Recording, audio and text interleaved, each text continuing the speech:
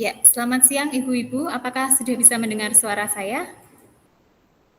Sudah. Ya, baik. Kita akan segera mulai, tapi sebelum itu saya mengucapkan terima kasih sekali untuk ibu-ibu rekan CGP yang sudah hadir memenuhi undangan untuk kita bertemu dalam sesi virtual untuk diseminasi tentang penerapan aksi nyata dari budaya positif yang saya lakukan di kelas dan di sekolah saya. Terima kasih kepada Ibu Yohana Francisca, terima kasih kepada Ibu Teresia Gandes, Ibu Suparni, Ibu Siswati Wahyuni, dan Ibu Yuanita Wibowo yang telah meluangkan waktu untuk berada di diseminasi pada sore hari ini. Baik, sebelum kita akan mulai dan saya akan mulai presentasi, baiklah kita akan terlebih dahulu berdoa memulai kegiatan kita sore hari ini agar dapat berjalan dengan baik dan lancar. Di berdoa saya persilahkan.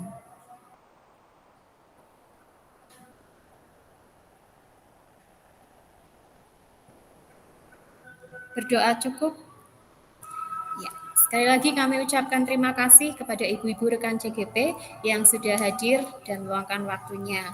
Baik, akan segera saya mulai untuk presentasi diseminasi dari aksi nyata, tindakan aksi nyata, penerapan budaya positif di kelas dan di lingkungan sekolah saya. Izinkan saya untuk share screen.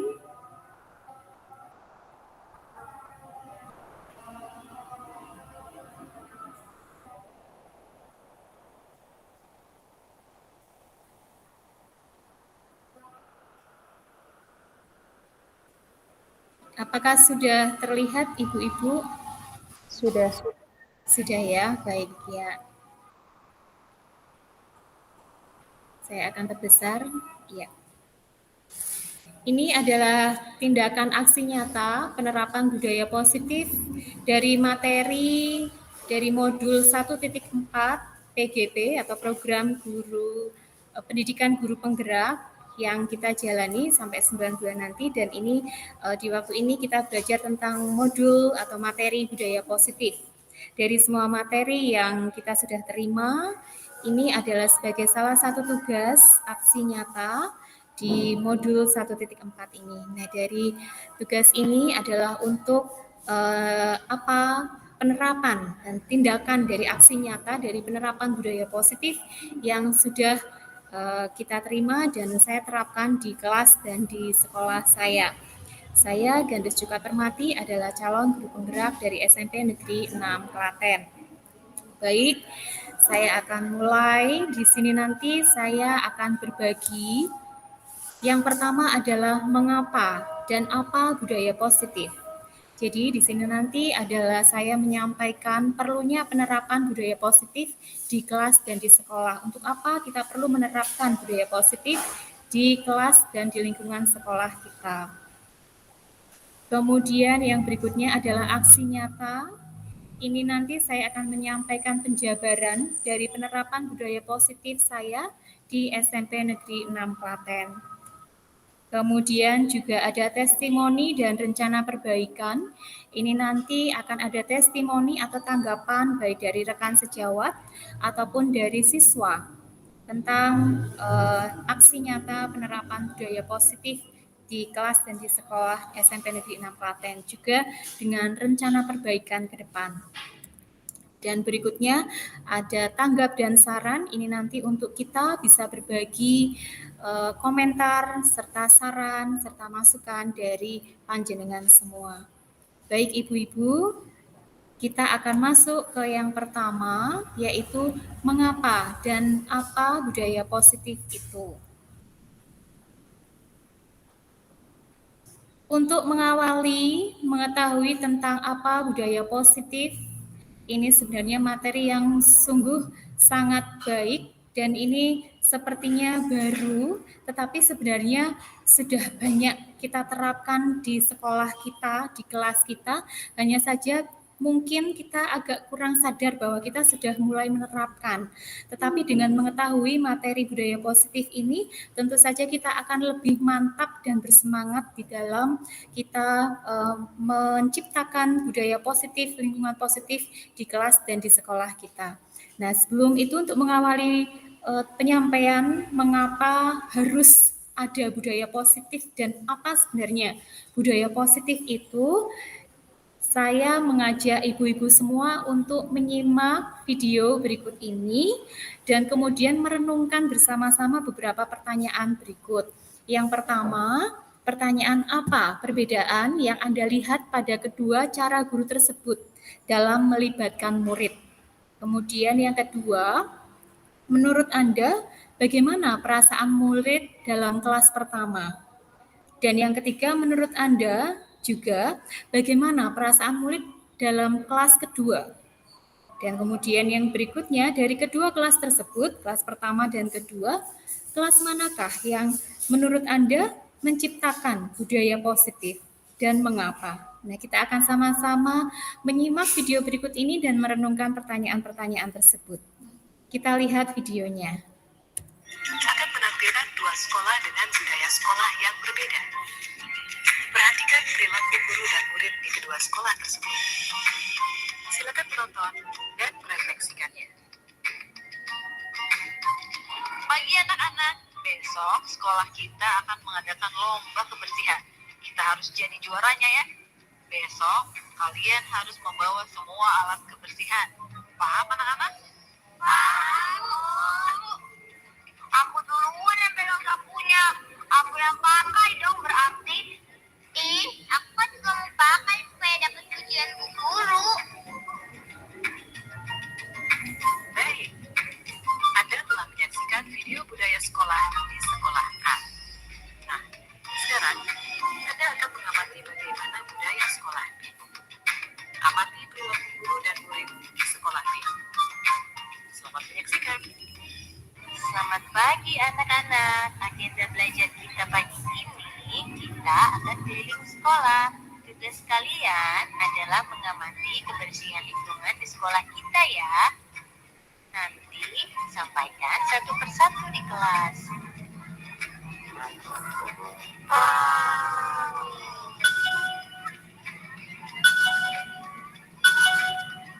Bagaimana anak-anak? Apa yang kalian temukan di lingkungan sekolah? Ternyata sekolah kita kotor ya Bu. Sampah berserakan. Bagaimana ya solusinya? Bagaimana bila kita melakukan kerja bakti saja? Jangan buang sampah di jalan. Buang sampah itu di tong sampah. Oh iya, makasih udah diingatin ya. Anda telah menyaksikan video budaya sekolah A dan B. Bagaimana? Apa yang Anda rasakan dan pikirkan dari kedua video tersebut? Ya, bagaimana ibu-ibu apa yang Anda rasakan dan Anda pikirkan dari video dari kedua kelas tersebut? Kira-kira kelas yang mana ya yang menciptakan budaya positif? Apakah kelas yang pertama atau kelas kedua? Kita pasti sepakat ya, yang menciptakan budaya positif adalah kelas yang kedua. Ya, baik, kita ke slide berikutnya. Dari video mengenai potret budaya sekolah tadi, kita dapat mempelajari bahwa budaya sekolah yang berdampak baik pada perkembangan karakter murid. Aktivitas guru dengan mengajak murid berkeliling sekolah untuk mengamati lingkungan sekolah, ini dapat membuat murid menganalisis permasalahan yang terjadi di sekolah dan juga mendiskusikan solusinya. Terlihat tadi dari video dari kelas yang kedua tadi ya. Kemudian akhirnya aktivitas tersebut ini dapat menumbuhkan karakter bernilai kritis pada murid sehingga kemudian murid menemukan solusi bahwa ayo kita harus membersihkan. Kita yang harus turun tangan untuk membersihkan agar kelas atau sekolah kita ini menjadi kelas yang bersih. Nah, ini akhirnya budaya positif itu, motivasi itu adalah muncul dari diri murid sendiri. Nah, ini dengan demikian kita memahami bahwa Sekolah merupakan institusi pembentukan karakter. Oleh karena itu, budaya positif perlu diciptakan agar dapat mendukung pembentukan karakter murid yang diharapkan. Nah, jadi ibu-ibu, kuncinya ini untuk pembentukan karakter itu ada pada budaya positif itu ada atau tidak di sekolah, diciptakan atau tidak untuk pembentukan karakter murid seperti yang diharapkan. Nah, ini jadi mengapa perlunya budaya positif diciptakan di sekolah itu untuk bisa membentuk karakter murid menjadi seperti yang kita harapkan. Nah, jadi intisarinya bahwa sekolah merupakan institusi pembentukan karakter. Ini sesuai dengan pemikiran Ki Hajar Dewantoro seperti yang disampaikannya bahwa maksud pendidikan yaitu menuntun segala kekuatan kodrat yang ada pada anak-anak agar mereka sebagai manusia dan sebagai anggota masyarakat itu dapat mencapai keselamatan dan kebahagiaan setinggi-tingginya. Jadi ketika kita berbicara sekolah sebagai institusi pembentukan karakter, kita ingat kembali makna pendidikan sendiri dari Bapak pendidikan kita, Ki Hajar Dewantoro. Dari kutipan ini tadi mengisyaratkan kita sebagai guru untuk membangun komunitas di sekolah untuk menyiapkan murid di masa depan agar menjadi manusia berdaya yang tidak hanya untuk pribadi tapi juga berdampak pada masyarakat. Nah, sekarang pertanyaannya adalah karakter yang seperti apa yang bisa menyiapkan murid menjadi manusia dan anggota masyarakat untuk mencapai keselamatan dan kebahagiaan, seperti tujuan pendidikan sendiri. Nah, karakter yang bisa menyiapkan murid untuk menjadi manusia dan anggota masyarakat untuk mencapai keselamatan dan kebahagiaan seperti tujuan pendidikan sendiri, itu adalah mengacu pada profil pelajar Pancasila. Jadi disebutkan bahwa pelajar Indonesia merupakan pelajar sepanjang hayat yang memiliki kompetensi global dan berperilaku sesuai nilai-nilai Pancasila. Karakternya tentu saja seperti yang Anda simak. Ada satu, beriman bertakwa kepada Tuhan yang Maha Esa dan berakhlak mulia. Ada mandiri, bergotong royong, berkebinekaan global, bernalar kritis, dan kreatif. Nah, jadi pelajar Indonesia ini diharapkan untuk memiliki karakter beriman bertakwa karena dengan keimanan dan ketakwaan ini akhlak yang mulia itu akan muncul baik terhadap diri sendiri, sesama manusia, alam, dan juga negara. Pelajar Indonesia juga senantiasa bersikap terbuka terhadap kemajemukan, perbedaan, aktif berkontribusi pada peningkatan kualitas kehidupan manusia sebagai bagian dari warga Indonesia dan juga dunia. Nah ini ya, jadi memang banyak sekali yang diharapkan pelajar yang mandiri, berinisiatif, mempelajari hal baru, gigih dalam mencapai tujuan, juga bernalar secara kritis dan kreatif. Jadi tujuan utama dari pendidikan karakter bukan hanya untuk mendorong murid untuk sukses secara moral maupun akademik di lingkungan sekolah, tetapi juga untuk menumbuhkan moral yang baik pada diri murid ketika sudah terlibat di dalam masyarakat. Itu yang diharapkan dari para murid adalah karakter dengan profil pelajar Pancasila. Ini semua dapat dicapai dengan adanya budaya positif tadi ya. Jadi yang melatar belakangi adanya atau perlunya budaya positif adalah untuk menciptakan karakter murid untuk menjadi profil pelajar Pancasila. Nah, berbicara tentang budaya positif, apa itu budaya positif? Apa sih sebenarnya budaya positif? Nah, budaya positif itu adalah nilai-nilai, keyakinan-keyakinan, dan kebiasaan-kebiasaan di sekolah yang berpihak pada murid agar murid dapat berkembang menjadi pribadi yang kritis, penuh hormat, dan bertanggung jawab. Tentu saja, untuk bisa mencapai budaya positif ini memerlukan dua hal. Apa saja? Yang pertama adalah posisi kontrol guru sebagai manajer dan terutama adalah disiplin positif. Nah, mari kita akan melihat kedua hal tersebut. Yang pertama, Ibu-ibu, posisi kontrol guru. Di sini panjenengan menyimak ada tabel tentang posisi kontrol guru. Ada 5 posisi, yaitu guru sebagai penghukum, kemudian guru sebagai pembuat rasa bersalah, posisi sebagai teman, posisi sebagai pengontrol, dan posisi sebagai manajer. Kalau sebagai penghukum, guru biasanya tindakannya akan memarahi, mengkritik, menyakiti, melakukan tindakan kekerasan. Nah, ini dengan melakukan hukuman-hukuman. Kalau murid salah atau melanggar atau apapun yang tidak berkenan pada guru, guru akan langsung marahi. Guru akan langsung memberikan hukuman. Nah, ini posisi kontrol guru sebagai penghukum. Posisi yang kedua adalah guru sebagai pembuat rasa bersalah. Jadi ketika dia atau murid bersalah, ketika murid melanggar atau tidak berkenan pada guru, guru hanya mendiamkan saja. Atau menceramai, tetapi menceramai yang membuat rasa salah terhadap diri murid. Ya, misalkan dengan berkata, Bapak atau Ibu misalkan, Bapak kecewa sama kamu nak. Atau misalkan, kalau orang tuamu tahu bagaimana?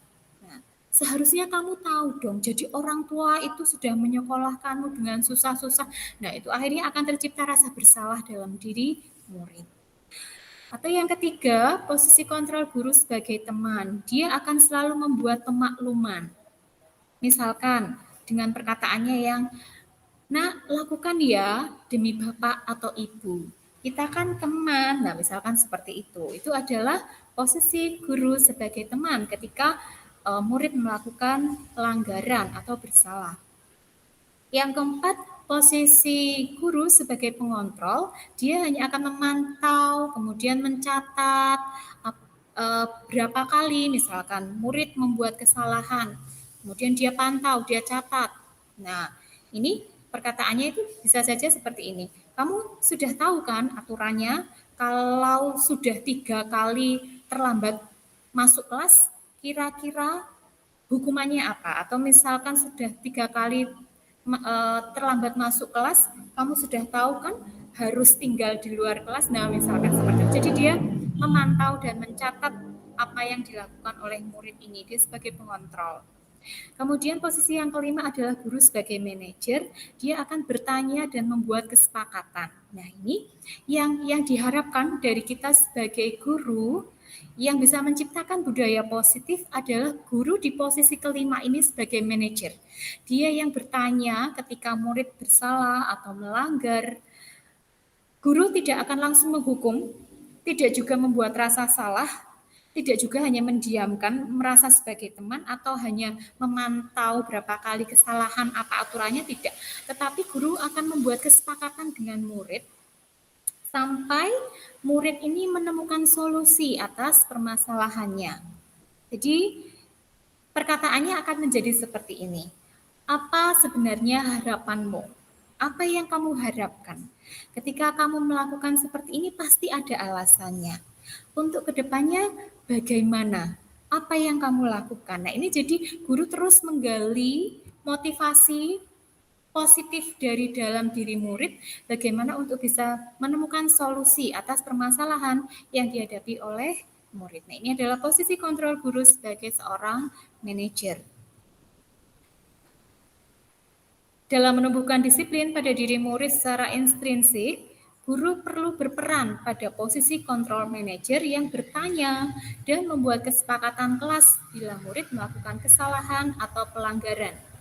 Bukan menuduh, bukan memberi hukuman, atau sebagai teman yang membiarkan murid melakukan kesalahan atau pelanggaran. Hal ini dilakukan karena pendidik sebagai pamong, yaitu menuntun atau memberikan tuntunan agar anak dapat menemukan kemerdekaannya dalam belajar.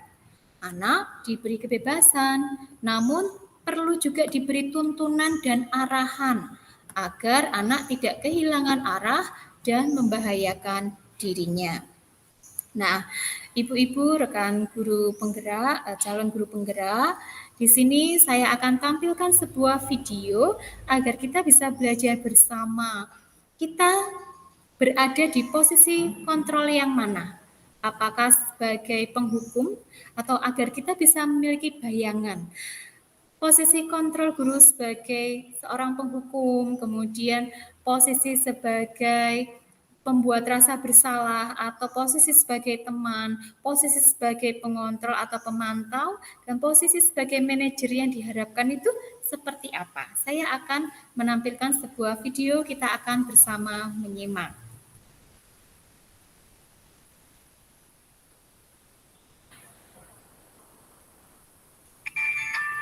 Halo, Bapak Ibu Guru calon guru penggerak. Video ini akan menampilkan 5 adegan interaksi guru dan murid. Silakan menonton dan merefleksikannya.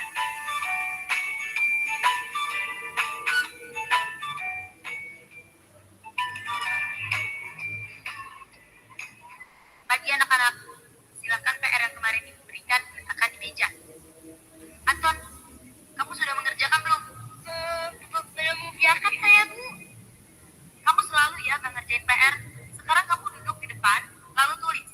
Saya berjanji tidak akan mengulangi lagi. Saya berjanji akan berusaha menjadi murid yang rajin belajar sampai pelajaran saya selesai.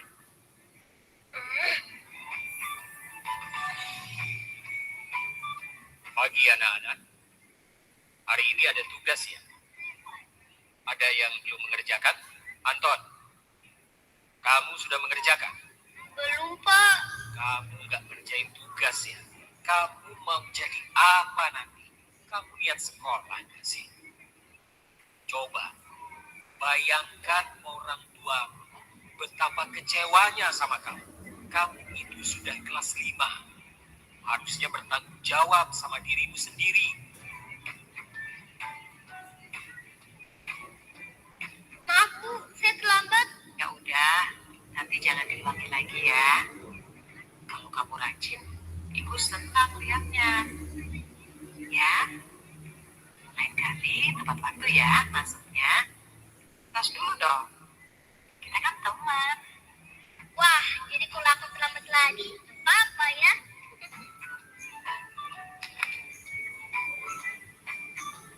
Kamu kok nggak pakai baju olahraga? Bapak catat, kamu sudah 3 kali loh nggak ikut olahraga bulan ini. Iya, Pak. Sudah 3 kali berarti saya dapat sanksi, Pak.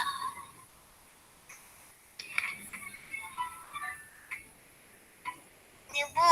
Saya mau ngumpulin tugas. Maaf ya, Bu. Saya terlambat ngumpulin tugas. Kenapa kamu terlambat mengumpulkan tugas? Iya, Bu. Saya kalau sore bantuin Ibu jaga warung. Gak sempat ngerjain tugas. Kira-kira nih, apa yang bisa kamu perbaiki supaya kamu bisa mengerjakan tugas tepat waktu? Coba, kapan biasanya kamu membantu Ibu jualan? Jam 6 sampai jam 8 malam, Bu. Bagaimana kalau kamu membuat jadwal? Kapan kamu akan mengerjakan tugas? Oh gitu ya, Bu. Saya coba deh, Bu. Terima kasih, Bu.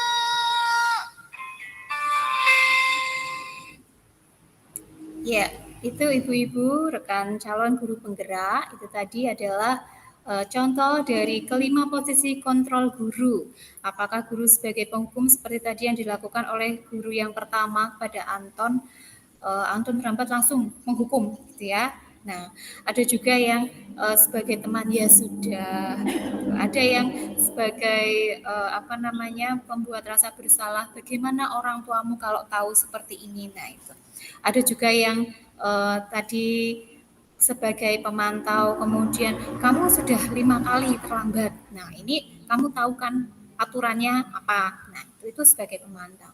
Tetapi yang diharapkan kita adalah sebagai posisi kontrol guru yang kelima, yaitu sebagai manajer. Tadi ibu guru yang kelima tadi tidak langsung menghukum Anton, tetapi dia bertanya, oh jadi alasannya Anton terlambat adalah karena terlambat mengumpulkan ya pekerjaannya karena membantu orang tuanya. Nah kemudian ibu guru ini menggali bagaimana agar si Anton menemukan solusi agar ke depan dia tidak terlambat mengumpulkan pekerjaannya. Nah, akhirnya Anton, oh iya ya. Nah, akhirnya Anton bisa menemukan sendiri apa yang harus dilakukannya untuk bisa menemukan solusi atas permasalahannya ini. Itu adalah posisi guru sebagai manajer. Itu yang diharapkan dari kita sebagai guru untuk menciptakan disiplin positif adalah mulai dari kita sebagai manajer. Guru yang berada dalam posisi kontrol seorang manajer bagi murid-murid kita. Itu kita lanjut ke slide berikutnya. Nah, kita sekarang berbicara tentang disiplin positif karena tadi faktor yang membentuk atau bisa mendukung dalam menciptakan budaya positif adalah posisi guru sebagai control manager, sebagai manajer, kemudian juga disiplin positif yang bisa diciptakan atau diterapkan di kelas dan di sekolah. Kalau kita berbicara tentang disiplin positif, apa sih itu disiplin positif? Kita seringkali ya memandang bahwa hukuman itu sama dengan proses pendisiplinan dan memberikan hukuman sebagai salah satu langkah dalam proses disiplin murid. Padahal sebenarnya disiplin dan hukuman itu memiliki arti yang berbeda dan memberikan efek yang juga sangat berbeda dalam pembentukan diri murid. Kita lihat di sini ada tabel perbedaan antara hukuman dan sanksi atau konsekuensi. Nah, jadi dalam disiplin positif ini bukan hukuman ibu-ibu yang kita berikan, melainkan sanksi atau konsekuensi. Karena memang dalam setiap hal yang dilakukan itu akan ada konsekuensi atau akibat yang ditimbulkan. Nah, jadi kita lihat dulu yang hukuman. Hukuman itu sesuatu yang menyakitkan yang harus terjadi. Tapi kalau konsekuensi itu ya memang sesuatu itu harus terjadi. Ada sebab, ada akibat. Konsekuensi ini adalah sebagai akibat dari segala yang terjadi. Kemudian hukuman ini akan membuat anak atau murid itu sakit, baik fisik maupun hati untuk jangka waktu yang lama. Kita bisa mengingat dulu kita sekolah, bahkan ya waktu masa sekolah kita, jika kita kena hukuman, mungkin ibu-ibu masih bisa ingat saya itu pernah malu dihukum apa, atau saya pernah bagaimana karena hukuman. Nah, bisa diingat sampai sekarang. Jadi akan terus teringat sampai jangka waktu yang lama. Tapi kalau konsekuensi itu membuat anak merasa tidak nyaman, hanya saat itu saja, jangka waktunya itu pendek. Tapi setelah itu, ya dia bisa berpikir bahwa oh iya, itu memang harus dilakukan, sanksinya seperti itu. Nah, kemudian untuk hukuman ini akan membuat anak membenci kedisiplinan, dia tidak suka ada aturan, karena kalau melanggar nanti akan kena hukuman. Jadi dia anak-anak murid-murid tidak suka ada kedisiplinan. Lebih banyak yang kalau ada aturan, bagaimana caranya biar bisa terhindar dari hukuman disiplin ini ya. Kemudian kalau konsekuensi akan membuat anak menghargai disiplin. Hukuman itu identik dengan paksaan, tetapi kalau konsekuensi itu identik dengan ada stimulus dan ada tanggapan. Seperti itu tadi, ada sebab, ada akibat. Nah, kalau hukuman juga mendorong anak untuk menyakiti dirinya sendiri, tetapi kalau konsekuensi mendorong anak agar mudah menyesuaikan diri. Hukuman akan menimbulkan konsep diri yang buruk, tapi kalau konsekuensi akan menimbulkan konsep diri yang baik. Anak belajar untuk menyembunyikan kesalahan dalam hukuman. Jadi cenderung kalau misalkan ada hukuman, kalau misalkan dia bersalah, dia akan cenderung menghindar dari kesalahan atau menyembunyikan kesalahannya agar terhindar dari hukuman. Tetapi dalam konsekuensi anak akan belajar untuk mematuhi peraturan. Kemudian dalam hukuman itu anak akan cenderung merasa marah, akan ada rasa bersalah, rasa dipermalukan dan merasa tidak dihargai. Tapi dalam konsekuensi anak kehilangan hak, dibuat tidak nyaman, diasingkan untuk sementara. Jadi akibatnya gitu ya dari mungkin kesalahan yang dia buat. Nah, ini adalah hukuman berbanding dengan konsekuensi. Nah, sekarang kita akan belajar mengenali mana yang hukuman, mana yang sanksi atau konsekuensi. Nah, misalnya ini, kalau misalkan ada guru yang melakukan tindakan seperti ini, mencatat 100 kali di dalam buku kalimat, saya tidak akan terlambat lagi, karena muridnya terlambat sekolah, kira-kira itu hukuman atau sanksi atau konsekuensi? Itu adalah hukuman. Ya, terima kasih. Kalau guru misalkan menyuruh anak lari mengelilingi lapangan basket 2 kali, Hukuman. Ya, terima kasih. Kemudian jika murid diminta untuk push up 15 kali karena tidak menggunakan masker ke sekolah, kira-kira itu adalah Hukuman. hukuman juga. Kemudian jika ada guru yang meminta murid untuk menggantikan kertas tugas teman yang telah dicoret-coret. Jadi misalkan ada murid yang mencoret-coret kertas tugas temannya, kemudian gurunya ini ya, tolong kertasnya diganti untuk yang teman yang sudah dicoret-coret. Kira-kira itu hukuman atau sanksi atau konsekuensi? Sanksi. Sanksi betul atau konsekuensi. Terima kasih. Kemudian membersihkan tumpahan air. Ada anak yang menumpahkan air di meja tulis karena tersenggol ya, tidak sengaja pada saat belajar. Kemudian ada guru yang meminta anak tersebut untuk membersihkan tumpahan air. Kira-kira ini hukuman atau konsekuensi? Konsekuensi. Konsekuensi. Betul. Kemudian jika ada murid yang tidak mengenakan sepatu seharian di sekolah, ada guru yang meminta murid untuk tidak mengenakan sepatu seharian di sekolah karena tidak mengenakan. Jadi aturannya harus mengenakan sepatu hitam. Tetapi ada murid yang tidak mengenakan sepatu hitam. Akhirnya guru minta dengan baik-baik. Kita aturannya adalah harus bersepatu hitam. Karena itu minta ya tidak mengenakan sepatu dulu karena kamu sudah tidak mengenakan sepatu hitam. Apakah ini hukuman atau konsekuensi? Hukuman. Hukuman atau konsekuensi ya, karena ini berhubungan dengan sepatu ya. Jadi karena dia tidak mengenakan sepatu, kemudian ya sudah sepatunya ditinggalkan dulu agar sama semua bisa bersepatunya adalah sepatu hitam.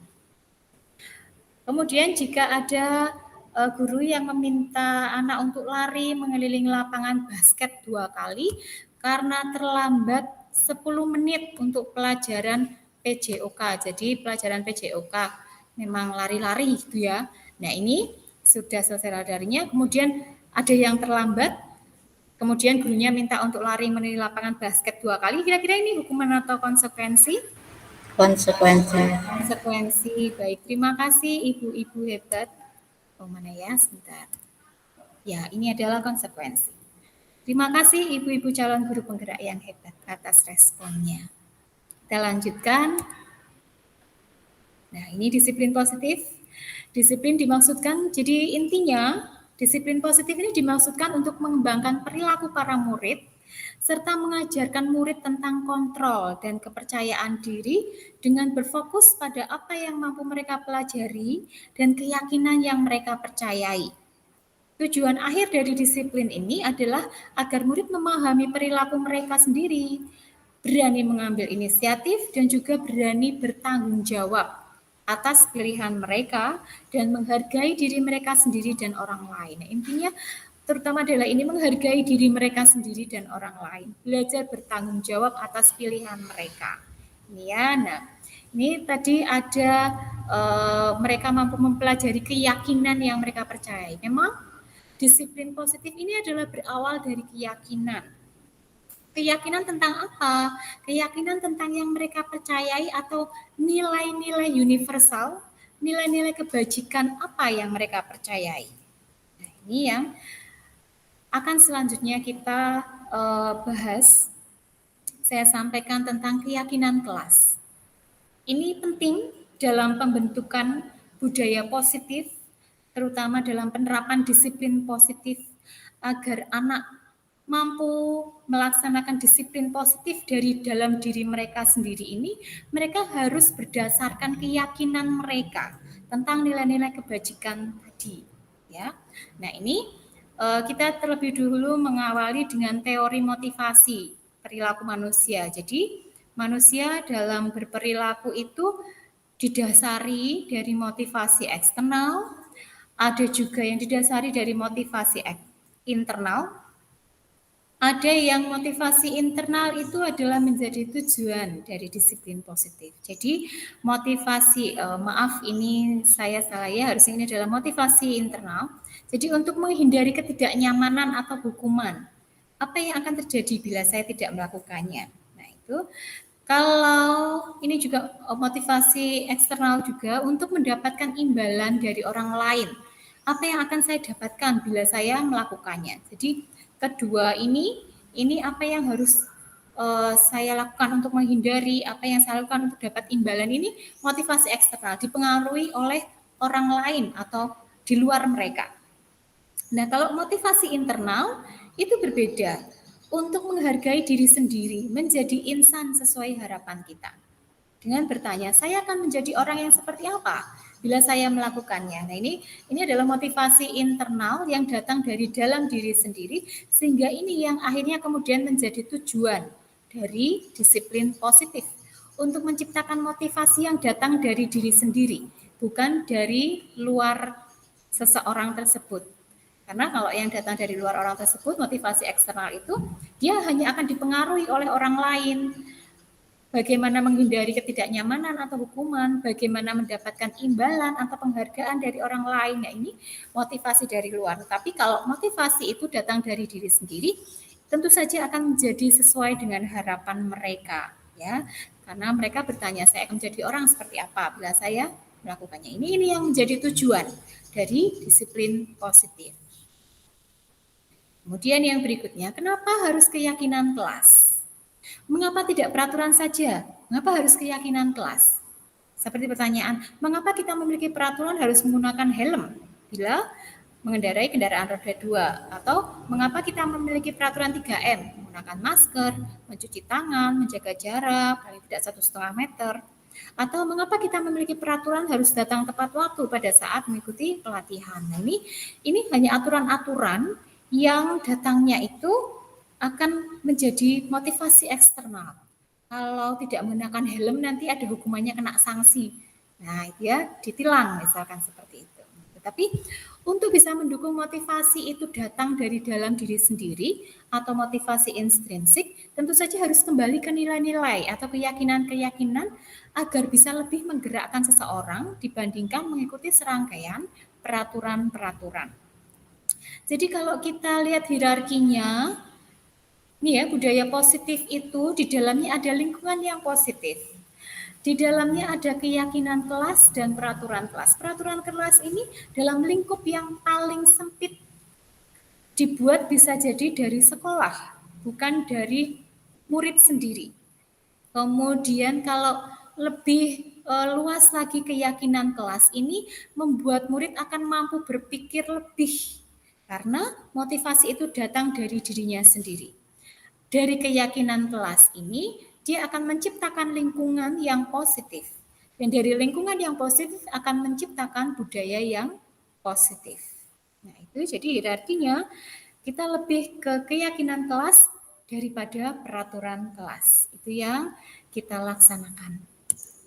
Kemudian, nah ini keyakinan kelas itu seperti apa? Keyakinan kelas itu tadi disebutkan itu adalah nilai kebajikan yang dituju. Di dalamnya mengandung nilai kebajikan yang dituju dari yang diyakini tersebut. Nah, ini misalkan ada peraturan untuk selalu kembalikan buku ke tempatnya. Kira-kira ini keyakinannya jika ada keyakinan kelas seperti ini, kira-kira nilai kebajikan yang dituju itu apa? Selalu kembalikan buku ke tempatnya. Berarti ada nilai tanggung jawab di dalamnya. Kemudian jika dilarang mengganggu orang lain, kira-kira nilai kebajikan yang dituju adalah menghormati orang lain. Hadir di sekolah 15 menit sebelum pembelajaran dimulai, itu ada nilai komitmen pada tujuan. Jika dilarang melakukan kekerasan, ada nilai keselamatan di dalamnya, ada nilai menghormati orang lain juga di dalamnya. Kemudian jika dilarang menggunakan narkoba, keyakinan atau nilai apa yang ada? Kesehatan tentu saja ya, karena kalau misalkan menggunakan narkoba, kemudian akan menjadi sakit, nah itu akan jauh dari nilai kesehatan. Jika bergantian atau menunggu giliran, itu ada nilai menghormati orang lain, juga ada nilai kesabaran di dalamnya. Nah, jika menggunakan masker, harus menggunakan masker, nilai kebajikan apa yang dituju? Tentu saja kesehatan, untuk kesehatan diri sendiri, untuk keselamatan baik diri sendiri maupun orang lain. Jika ada peraturan jangan berlari di kelas atau koridor, nilai atau keyakinan apa? Keselamatan tentu saja. Kalau misalkan berlari di kelas itu nanti bisa jatuh. Nah, itu ya. Jadi agar tidak berlari di kelas untuk memenuhi nilai keselamatan dan juga keamanan ya. Karena lingkungan di sekitarnya juga bisa saja dibahayakan ketika ada yang berlari di kelas atau di koridor. Nah, ini Ibu-ibu, jadi nilai dan keyakinan ini yang akhirnya membuat keyakinan kelas itu harus diciptakan, harus ditumbuhkan sesuai dengan atau berdasarkan nilai-nilai kebajikan apa yang ingin dituju. Baik, jadi keyakinan kelas ini tadi ada tanggung jawab, ada menghormati orang lain, komitmen, keselamatan, kesehatan, keamanan ini yang kemudian akan kita ciptakan atau kita yakinkan ke murid-murid menjadi suatu kesepakatan kelas. Misalkan dalam kesepakatan kelas dibuat kesepakatan bahwa kami guru dan murid, nah ini ya ibu-ibu, jadi kesepakatan kelas itu tidak hanya untuk murid-murid sendiri tetapi juga untuk kita guru yang terlibat di dalamnya. Jadi kesepakatan ini menjadi pedang bermata dua untuk murid dan juga untuk kita ya, sama-sama mengasah kedua-duanya. Jadi kami guru dan murid yang saling menyayangi atau kami murid yang semangat belajar, kami murid yang peduli dengan teman-teman. Nah, ini adalah kesepakatan kelas yang timbul dari keyakinan kelas tadi. Nah, ini kemudian ketika kita berbicara tentang keyakinan kelas, kita berbicara tentang kesepakatan kelas, kita berbicara tentang disiplin positif, akan ada ini, restitusi. Apa itu? Restitusi ini adalah cara di dalam mengatasi pelanggaran terhadap disiplin. Restitusi adalah proses menciptakan kondisi bagi murid untuk memperbaiki kesalahan mereka, sehingga mereka bisa kembali pada kelompok mereka dengan karakter yang lebih kuat. Ini berdasarkan Gosen tahun 2004. Jadi, menurut Gosen, bahwa ketika menemui suatu pelanggaran terhadap disiplin, yang harus dilakukan adalah tindakan-tindakan dalam segitiga restitusi ini.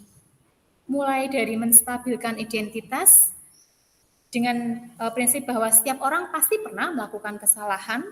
Mungkin guru bisa mengatakan, kamu bukan satu-satunya yang pernah melakukan ini. Ya. Kemudian juga ada validasi tindakan yang salah.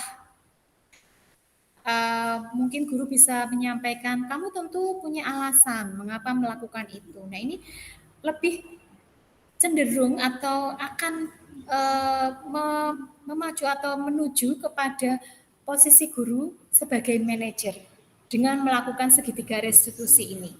Menstabilkan identitas, memvalidasi tindakan yang salah dengan mengatakan, adakah cara yang lebih efektif untuk mendapatkan apa yang kamu butuhkan? Nah, kemudian setelah itu menanyakan keyakinan. Nilai-nilai apa yang telah kita sepakati? Kemudian kamu ingin jadi seorang yang seperti apa? Nah, ini adalah segitiga restitusi atau tindakan-tindakan yang biasanya dilakukan oleh guru dalam posisi kontrol sebagai manajer. Dia lebih melibatkan muridnya, lebih memberi kesempatan muridnya untuk bisa menemukan solusi atas permasalahan yang dihadapi. Ya, Ibu. Nah, di sini saya punya contoh restitusi yang kemarin saya lakukan di kelas ketika ada suatu pelanggaran terhadap disiplin, pelanggaran terhadap keyakinan atau kesepakatan kelas. Mari kita simak bersama.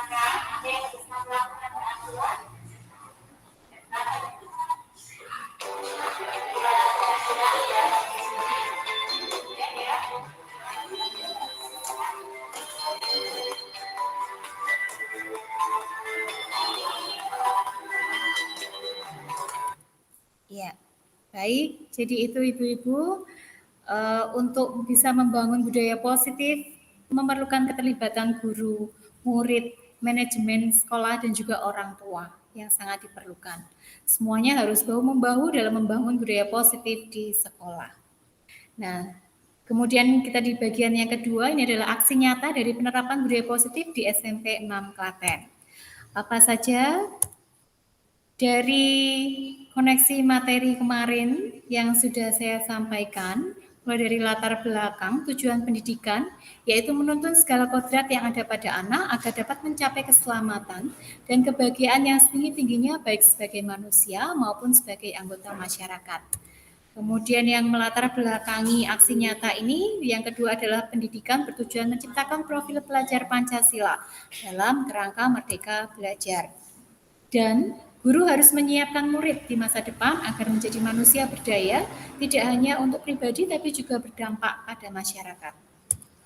Kemudian juga yang melatar belakangi adalah budaya positif, adalah kebiasaan yang harus dilakukan secara terus-menerus agar menjadi karakter.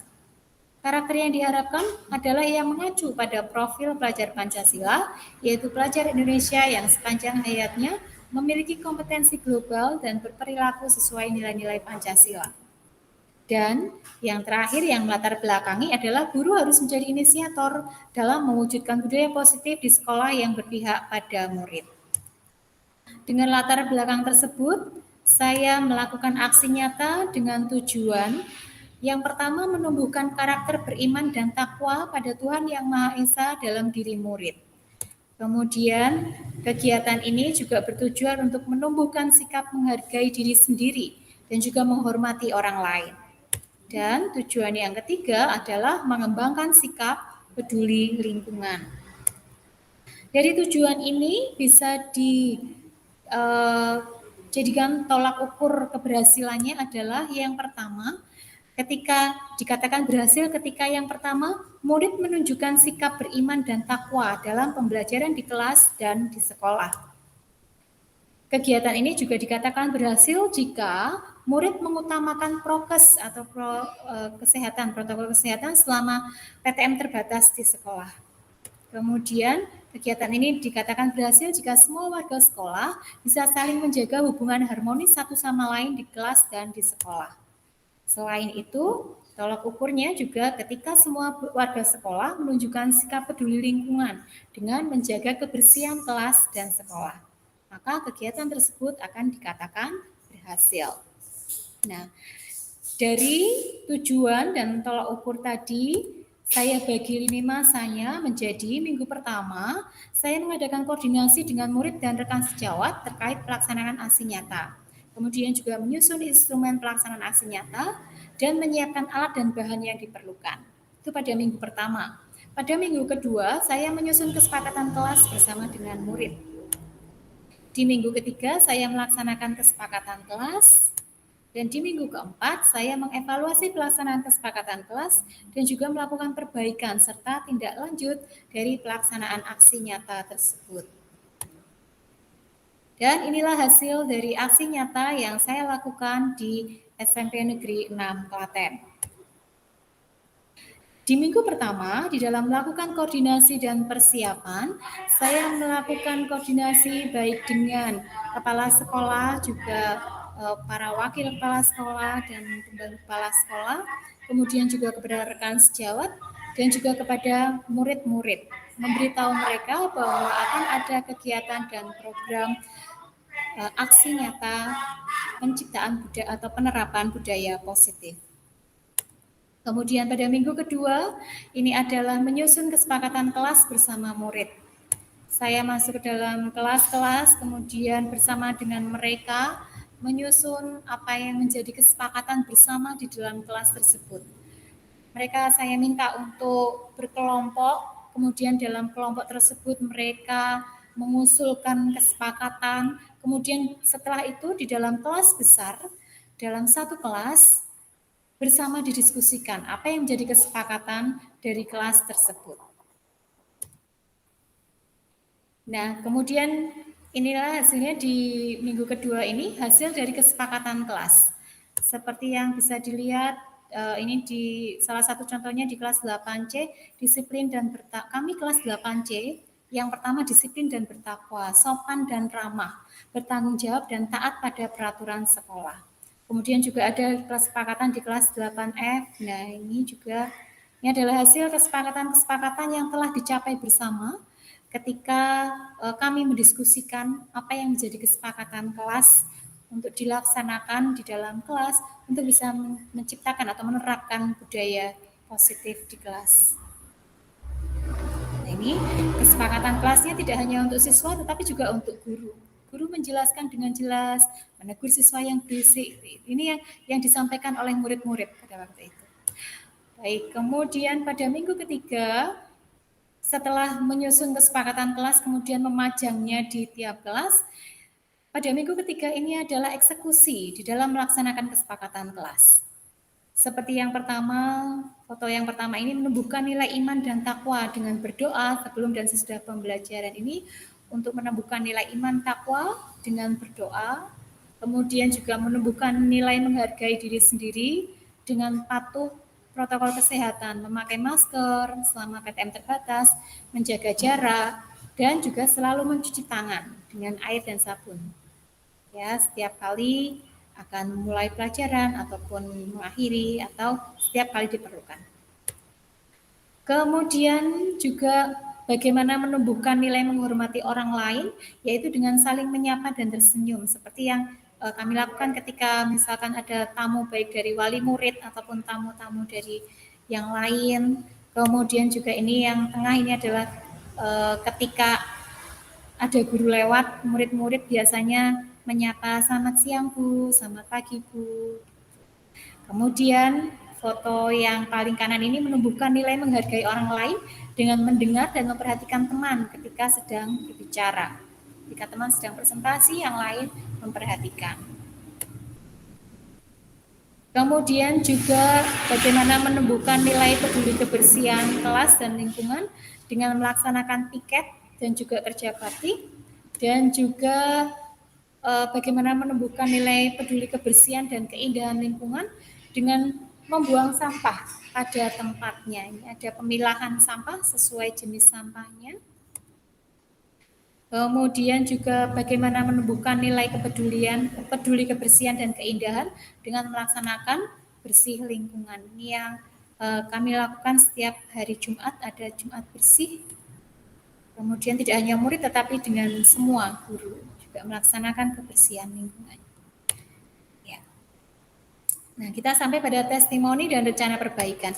Saya mengumpulkan beberapa tanggapan dari murid-murid. Kesepakatan kelas ini adalah sangat bagus karena setiap murid dapat memberikan pendapatnya.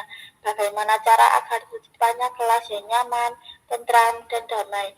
Kemudian setelah setiap murid sudah memberikan pendapatnya, guru lalu akan mendiskusikan pendapat setiap murid dan menemukan kesamaan antara pendapat setiap murid. Harapan saya dengan adanya kesepakatan kelas ini adalah agar semua murid dapat lebih disiplin, tanggung jawab, dan dapat menjadi kelas yang diinginkan. Sekian dari saya, terima kasih. Hai, saya Ardi. Pendapat saya tentang pembelajaran Gandes yang telah disepakati bersama kemarin, saya sangat setuju. Dan harapan saya depannya kesepakatan ini bisa berjalan dengan lancar. Terima kasih.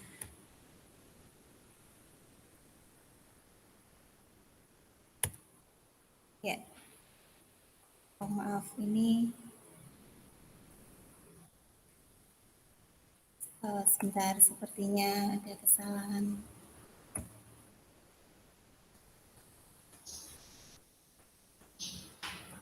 Assalamualaikum warahmatullahi wabarakatuh.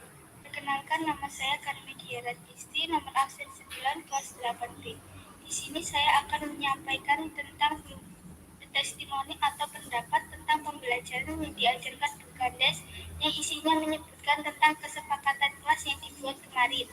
Menurut saya, pembelajaran yang dilakukan Bu Gandes sangat produktif karena telah memasukkan kami untuk membuat kesepakatan kelas seperti yang didiskusikan kemarin, membuat pengurus kelas yang sekarang sudah dibentuk, belajar yang diselingi dengan video pembelajaran, belajar dengan iringan musik dalam mata pelajaran seni budaya, dan lain-lain.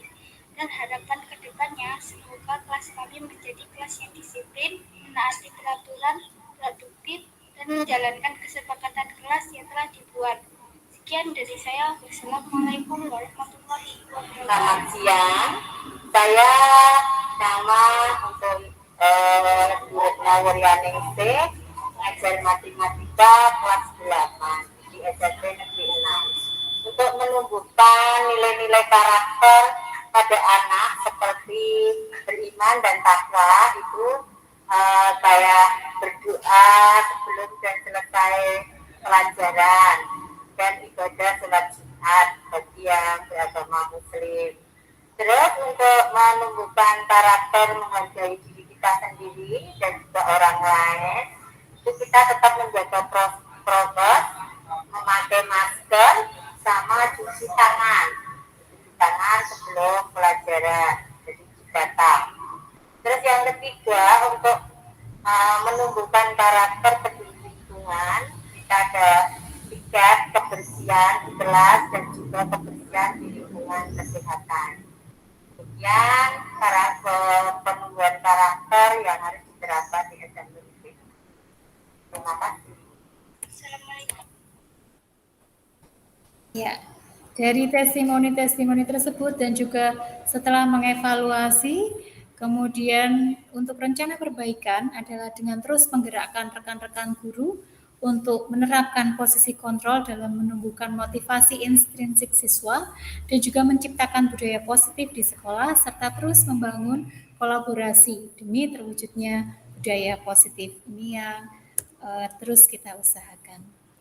Sebelum mengakhiri presentasi, ini ada angka efek dari efek positif dari budaya positif yang kita lakukan bersama. Ada 4, 7, dan 45. 4 ini adalah dalam 4 minggu ini kita menerapkan budaya positif, dan 7 ini adalah 7 bulan kita masih ada dalam program pendidikan guru penggerak dan akan menerapkan budaya positif. 45 ini efek dari budaya positif ini yang akan kita rasakan. Efeknya mungkin tidak langsung sekarang, tetapi 45 tahun mulai dari sekarang kita akan merasakan selama 45 sampai ya kita umumnya gitu ya, akan merasakan efek dari budaya positif ini. Jadi 4, 7, dan 45. Demikian rekan-rekan calon guru penggerak yang hebat dan yang saya banggakan, presentasi yang cukup panjang dari saya. Maaf kalau sudah menyita waktunya, saya cukupkan untuk presentasinya dan akan kita teruskan ke dalam tanggap dan saran. Saya mengundang untuk tanggapan dan juga saran dari rekan-rekan mengenai presentasi dari penerapan budaya positif di sekolah saya yang saya terapkan di SMP Negeri 6 Klaten.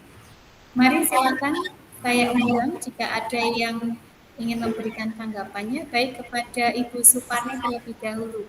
Monggo. Ya, terima kasih atas waktunya Bu Gandes.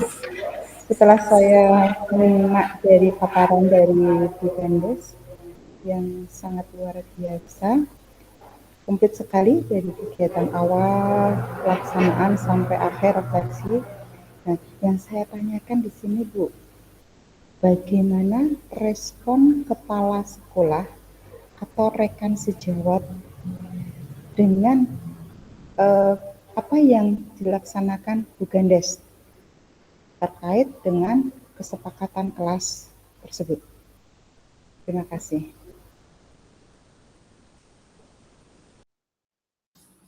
Baik, terima kasih Ibu Parni atas pertanyaannya.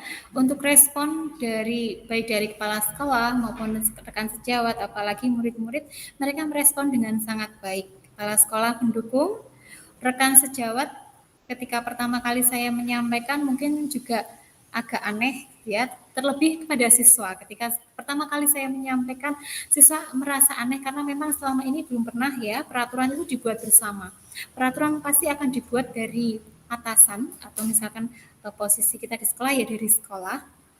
Tapi ketika ini kesepakatan kelas dibuat untuk menciptakan budaya positif di lingkungan ini dibuat mulai dari siswa, itu beberapa merasa aneh, tetapi respon mereka sangat baik ketika melaksanakan, kemudian tercipta justru malah rasa senang. Nah, itu yang menjadi respon dari mereka. Jadi responnya sangat baik sekali, Bu Parni, dari rekan sejawat, kepala sekolah, terlebih dari murid-murid. Demikian Bu Parni, terima kasih atas pertanyaannya. Mungkin ada ibu-ibu lain, Ibu Siswati, ya sudah respon. Silakan Bu.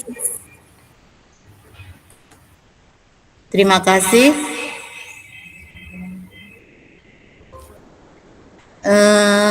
Pemaparan materi Ibu Gandes sudah sangat bagus. Di sini saya hanya akan menanyakan, apakah dalam melaksanakan kegiatan budaya positif di Sekolah Ibu Gandes SMP Negeri 6 Klaten itu mengalami atau ada suatu hambatan tertentu dalam mewujudkannya, Bu?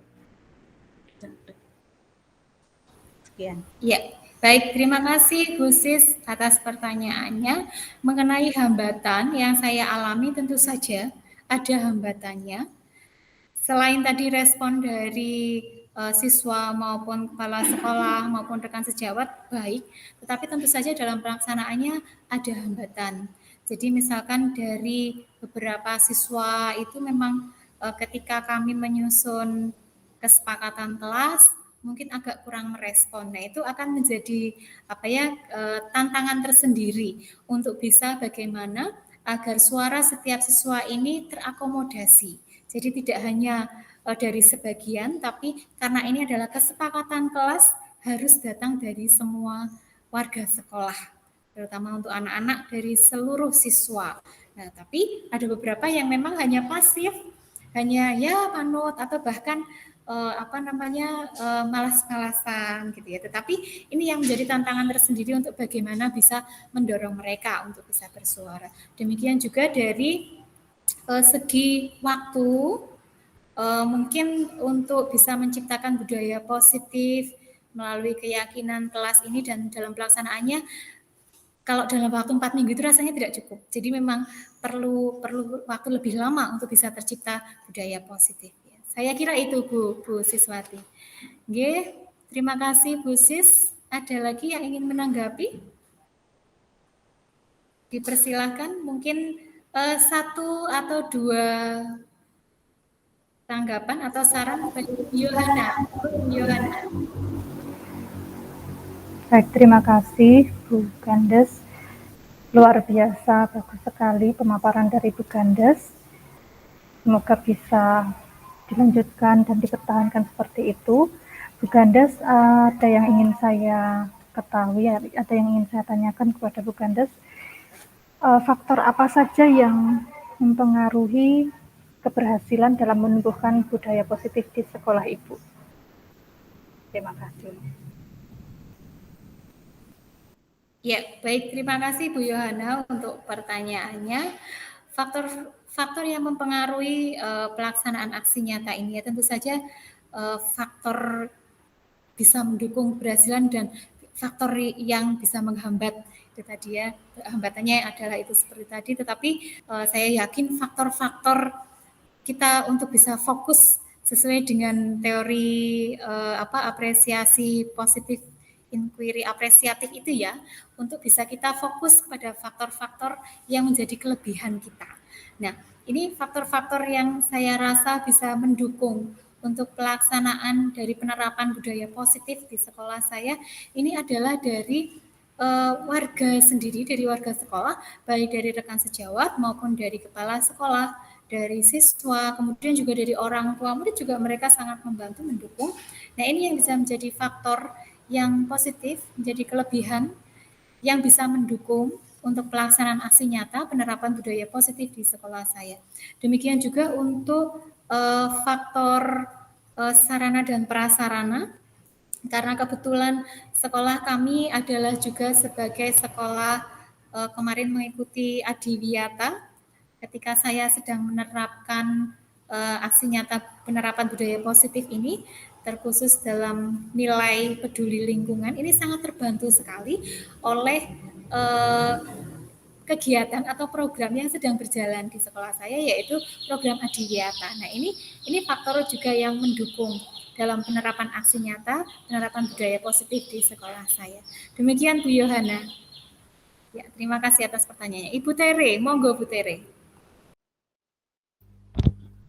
Ya, terima kasih waktunya Bu Gandes ya. Pemaparannya sudah sangat jelas sekali dan sudah diberikan video aksi nyatanya sehingga saya bisa melihat aksi nyata Bu Gandes itu memang benar-benar luar biasa. Saya hanya ingin menanyakan, adakah perbaikan yang diperlukan untuk keberlanjutan program yang telah diterapkan tersebut? Terima kasih. Ya, baik. Terima kasih Ibu Tere untuk pertanyaannya. Untuk perbaikan-perbaikan ke depan tentu saja ada, karena budaya positif bagaimanapun juga melibatkan banyak sekali orang dan melibatkan waktu yang lama, tidak hanya waktu yang pendek atau jangka waktu yang pendek, tetapi ini perlu lebih banyak waktu seperti tadi saya sampaikan. Jadi memang perbaikannya ke depan untuk terus konsisten melaksanakan penerapan budaya positif ini agar bisa terlihat hasilnya. Juga dengan perbaikan-perbaikan yang lain seperti kesepakatan yang dibuat itu nanti akan terus dievaluasi mana yang dapat lebih menumbuhkan nilai-nilai karakter yang diharapkan. Nah, itu rencana-rencana perbaikan yang akan saya lakukan ke depan untuk kami terapkan di SMP 6. Bu Tere, terima kasih. Mungkin satu lagi dari Ibu Yuanita, monggo Ibu Yuanita. Oke, terima kasih Bu Gandes. Ini tadi sudah dijelaskan bahwa ada peran keterlibatan orang tua.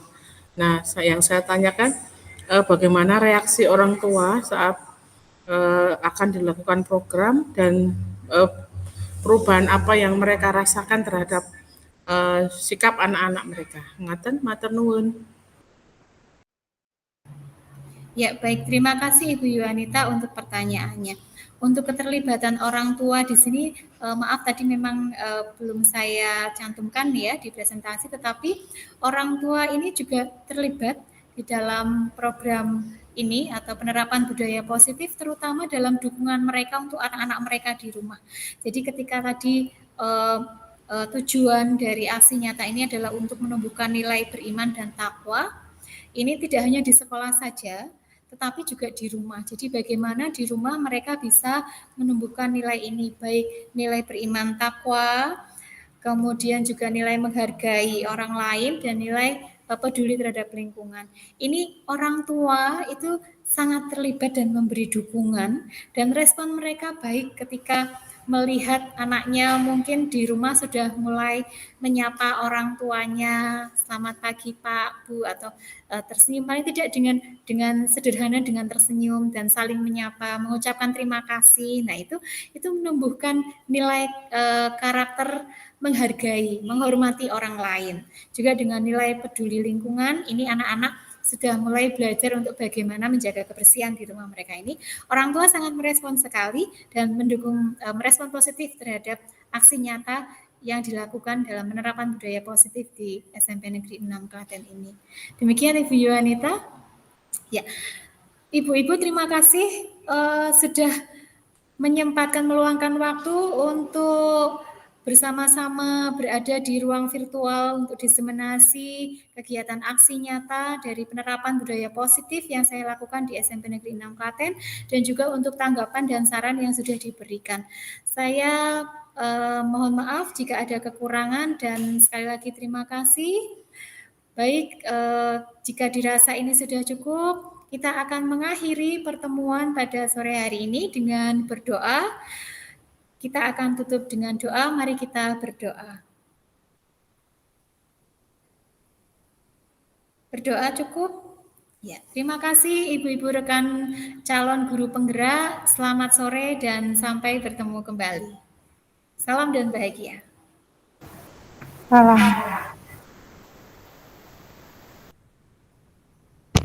Terima kasih Bu Gandes. Terima kasih.